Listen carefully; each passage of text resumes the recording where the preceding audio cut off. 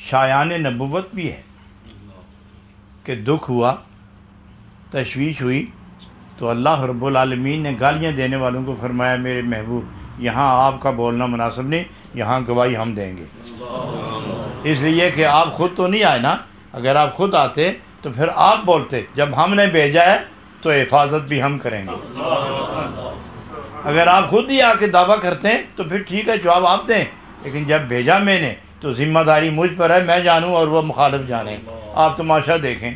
تو معلوم ہوا کہ بشری تقاضوں کے دوران اگر الزام کا سلسلہ شروع ہو جائے اور عیب جوئی عیب بینی کی عادت کے مرے ہوئے لوگ کذب و صدق کی کیفیت سے بے نیاز ہو کر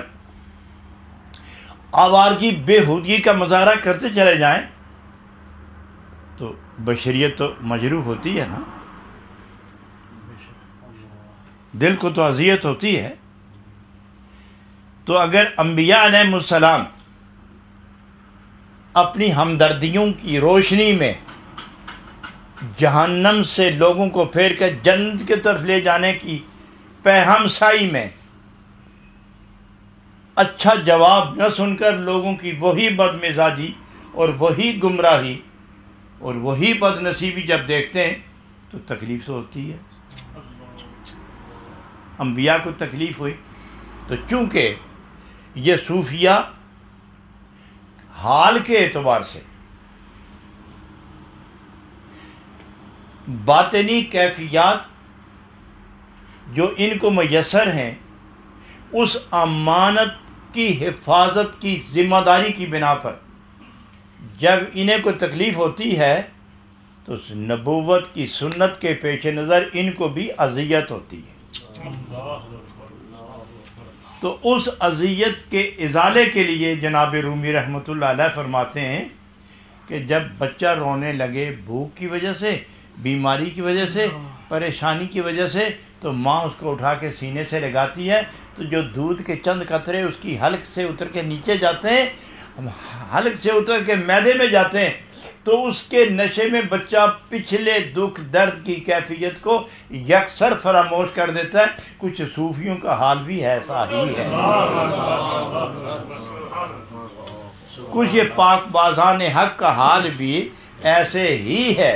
تو یہاں آ کے بڑا خوبصورت ارشاد فرمایا آپ نے، این سخن شیر است در پستان جان،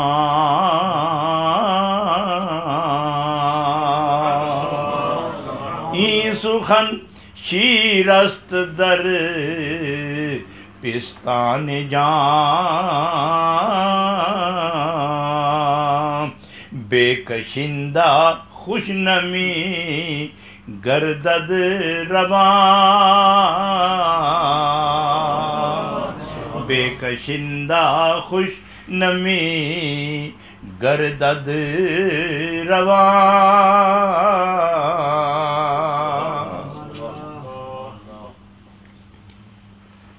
حضرات اس ایک شعر پر اب میرا خیال ہے کہ درجنوں معاملات الجھ کے ابھر کے سامنے آ گئے ہیں، میں ان میں سے دو چار عرض کرنا چاہوں گا۔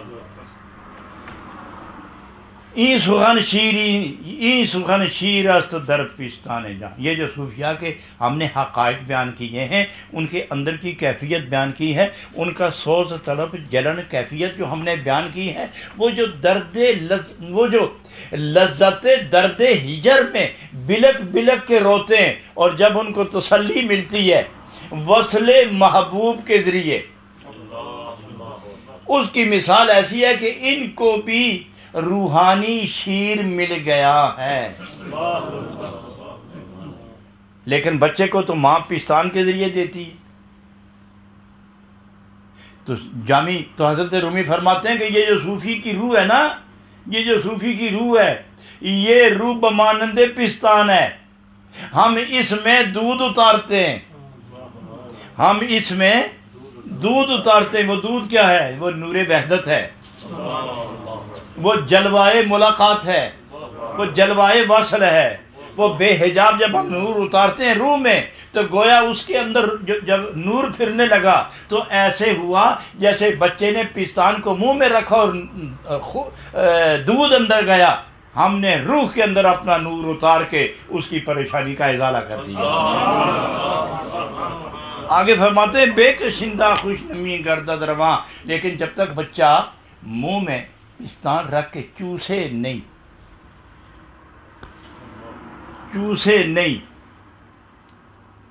تو ماں کی چھاتی میں دودھ کو جوش نہیں آتا. لب ہلتے دودھ کو قوت ملتی ہے، محبت کو جوش ملتا ہے، محبت دودھ کو حرکت دیتی ہے اور دودھ ابل کے آگے آتا ہے. بچہ جب چوستا ہے تو دودھ اندر چلا جاتا ہے. تو اس طرح جب صوفی رونے لگتا ہے تو خدا جب بے پردہ اس کو اپنے قریب رکھتا ہے تو روح خدا کی جلووں کو قبول کرنا شروع ہو جاتا ہے.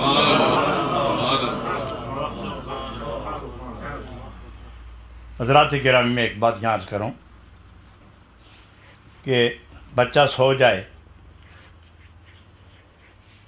آپ تجربہ کار ہیں، میں ایک تجربے کی بات عرض کروں مثال کے طور پر کہ بچہ سو جائے اور ماں کو بہت ہی پیارا ہو مگر سو گیا. ایک دن دوسرے دن ہلایا، وہ جاگا، رویا، پھر اس نے آنکھیں بند کر لی، سو گیا. تو کیا بتائیں گے آپ کہ سوئے ہوئے بچے کو ماں دودھ پلاتی ہے؟ جب بچہ سو جائے تو ماں دودھ نہیں پلاتی. بچہ سو جائے تو ماں بے خبر ہو جاتی ہے. بچہ سو جائے تو ماں بے نیاز ہو جاتی ہے. بچہ سو جائے تو ماں کو جو بچے کی تڑپ ہوتی ہے اس میں کمزوری آ جاتی ہے. بچہ جب بالکل گہری نیند سو جائے تو ماں بالکل ہی پشت کر کے اپنے معاملات میں مصروف ہو جاتی ہے، گھر کے کام کاج میں بچے کا خیال نہیں کرتی. اور وہی ماں جو بچے سے بے نیاز ہو گئی اور وہی بچہ جو نیند کی وجہ سے ماں کے آغوش سے نکل گیا تھا، جب رونے لگا تو مصروفیت کے باوجود ماں سارے کام چھوڑ کر بچے کو پھر اٹھا کے سینے سے لگا لیتی.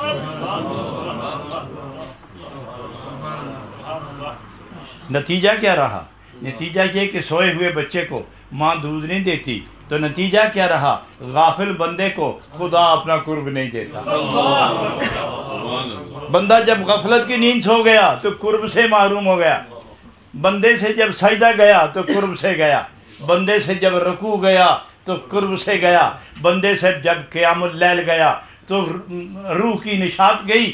بندے سے جب دل کی تازگی گئی اور نفس کو بغاوت و شرارت کا موقع ملا تو گویا قرب کے مقام سے معذور ہو گیا. خدا ادھر توجہ نہیں دیتا. دنیا کی یہ رسم و رواج ہے کہ جو ماں 30 سال دعائیں مانگ مانگ کر بچہ اس نے خدا سے حاصل کیا اور وہی بچہ جب سو گیا تو ماں بے نیاز ہو گئی. ارے دنیا کے رواج میں بھی یہ دیکھا کہ ایک لمحہ جو ماں غافل نہیں ہوتی، ایک لمحہ جو ماں بچے سے غافل نہیں ہوتی، جب بچہ غافل ہو گیا تو ماں بھی بے پرواہ ہو گئی. ماں بھی بے پرواہی. اور ایک